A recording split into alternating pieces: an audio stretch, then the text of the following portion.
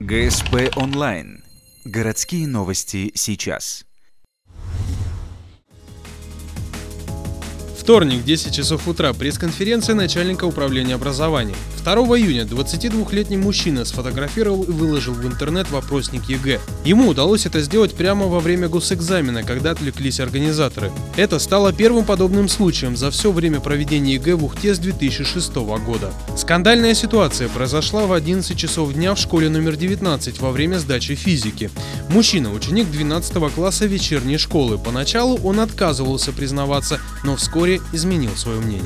И только уже после окончания проведения экзамена, когда была установлена камера видеонаблюдения и запись была в присутствии свидетелей показана, где этот факт был подтвержден, то есть только тогда он сознался о том, что он это совершил, и сказал, что сделал это намеренно. 4 июня в Ухту прибудет инспектор Государственной экзаменационной комиссии Сыктывкара. Он примет участие в расследовании ситуации. Ответственность за ЧП возлагается на 2 преподавателей, которые контролировали экзамен в аудитории. Женщинам грозит штраф от 20 до 50 тысяч рублей. Результат молодого человека аннулирован.